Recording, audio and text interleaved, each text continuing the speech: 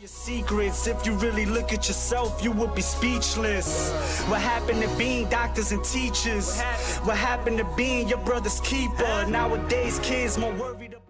One of the gripes I had with the original Don't Starve is that I personally feel like the game would be more enjoyable to play with friends, and so Don't Starve Together appears to allow you to play with more than 3 of your friends in a customizable randomly generated island. Co-op in Don't Starve Together is near perfection. Tasks are much less tedious to complete with teamwork, and there's a nice interaction you can have with other players. Of course, the large open world will still run incredibly smooth, even if you have about 8 players running around. If you don't feel like helping others, you can always turn PvP on and beat the snot out of others. For those of you that don't know what Don't Starve is, you and 9 other subjects wake up in a randomly generated island, with the primary goal of preventing starvation and sanity loss. You do so by interacting with various objects and creatures to get food and supplies out of them that you can use to craft valuable items, or make yourself a fort or any other sort of thing that might be useful to you. Each day you survive, you are presented with new challenges and new opportunities.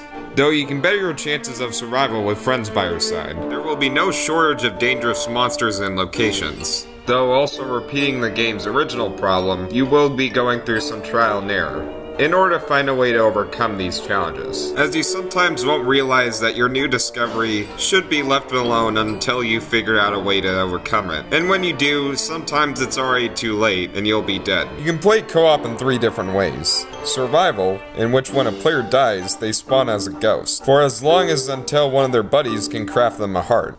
On their spare time being dead, they can still move around the world as a ghost, and hunt whatever object or creature they look at. While that player is dead, all players who are still alive will have their sanity meter depleting at the speed of the amount of dead players. When all players are ghosts, it's game over. There's also Wilderness Mode, which is the equivalent of Minecraft's Hardcore Mode, in which when a player dies, they're immediately kicked from the server. Or Endless Mode, where a player dies, there is almost no penalty, and they'll just spawn back without anything. The only drawback with co-op is that you have such a short distance of knowing where your friends are, and you can end up unintentionally separating yourself from them when wandering around the open world. And in order to find them again, you have to ask them which part of what biome are they in, or hope that they're back at camp. Aside from that, co-op is amazing, and greatly improves on Don't Starve. I've heard that if you own Don't Starve Together will come in the form of a $5 DLC, and I hope that's true,